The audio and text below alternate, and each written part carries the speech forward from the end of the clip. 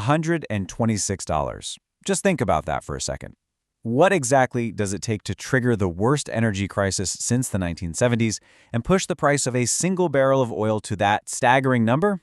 Well, it comes down to one decision and a 21-mile stretch of water. In this explainer, we're going to impartially unpack the incredibly complex 2026 Strait of Hormuz crisis. We'll break down the military escalation, the unprecedented dual blockades, and the massive ripple effects that absolutely tore through global energy markets and supply chains. So, here is our roadmap for today. We're covering the February 2026 escalation, closing the choke point, the dual blockade, the global energy shock, supply chain ripples, and finally, the tenuous ceasefire. Let's jump right into Part 1, the February 2026 escalation. To really understand how this all played out, we have to track the chaos chronologically.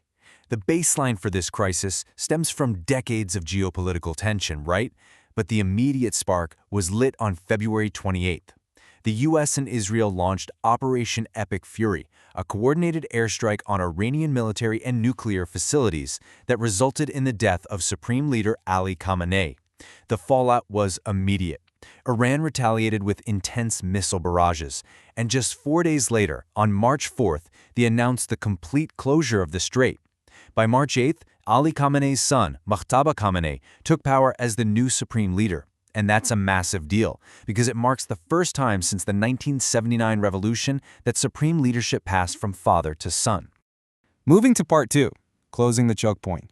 To grasp the immense gravity of that March 4th decision, we have to look at the numbers. 20%. That is the chunk of the entire world's seaborne oil trade that flows through this single waterway. 1/5 of global oil relies on a passage that's literally just 21 miles wide at its narrowest point.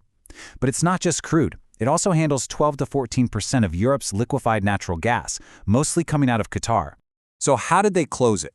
The Iranian Revolutionary Guard Corps, or IRGC, didn't just put up a physical barricade. They went all in with a multi-layered denial strategy. We're talking about unleashing anywhere from 500 to over 1,000 fast attack speedboats, planting hidden naval sea mines right in the transit lanes, and aggressively using satellite spoofing and GPS jamming to totally scramble commercial navigation.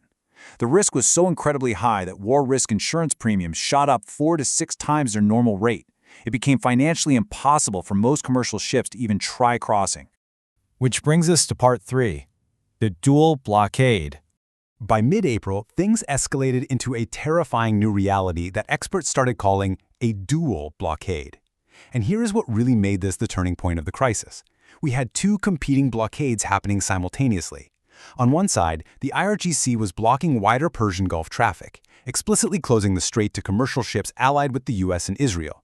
But then, on the other side, starting April 13th, the U.S. Navy launched a counter-blockade on Iranian ports, initiating Operation Project Freedom to escort merchant ships. The result of this unprecedented standoff? A massive gridlock that left roughly 2,000 ships and 20,000 mariners completely stranded in the Gulf. All right, Part 4, the global energy shock. This military standoff didn't just stay in the Middle East. It sent a massive economic shockwave right to the wallets of consumers everywhere. The physical and electronic disruptions immediately caused Brent crude oil to absolutely skyrocket. Like we mentioned at the start, it blew past $100, peaking at $126 a barrel. This set the record for the largest ever monthly price increase for Brent crude. It literally became the most severe disruption to the world oil market in history, way worse than the famous shocks of the 1970s. Instantly, the cost of gas, heating, and basic goods surged for everyday people. And that leads directly into Part 5, supply chain ripples. Because honestly, the fallout went way beyond just fuel. It cascaded through critical commodity markets. Take fertilizer, for example.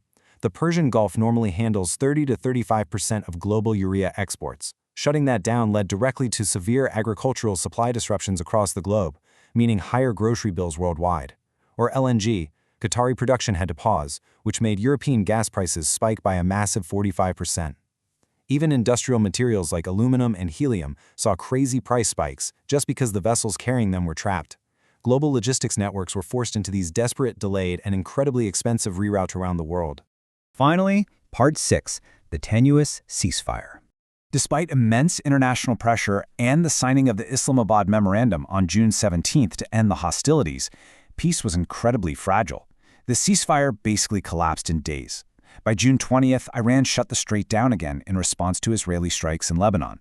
Then, on July 7th and 8th, the U.S. retaliated with a major aerial campaign, hitting over 80 IRGC coastal targets, taking out radar sites and fast attack boats. And literally the very next day, the IRGC fired back with reciprocal drone and missile strikes on U.S. bases in Kuwait, Qatar, and Bahrain. This whole unpredictable mess was violently underscored on July 7th when a projectile actually hit a Qatari LNG ship, the Al Rekajat, sparking an engine room fire as it tried to cross the strait. You can really hear the intense frustration from regional actors in this quote from Qatar's foreign ministry, demanding an immediate end to practices that harm regional security and endanger global energy supplies. It really highlights just how precarious maritime security had become during this standoff. So, if there is one major takeaway from all of this, it's about the deep vulnerability of our modern world. Can global maritime security ever truly stabilize when a 21-mile choke point has the absolute power to freeze the entire global economy? As military strikes and geopolitical maneuvers continue, the future of our supply chains remains deeply uncertain. Maybe true stability means completely rethinking how the global economy is routed. Thanks so much for tuning into this explainer, and if you found this breakdown helpful, be sure to like and subscribe for more deep dives just like this one.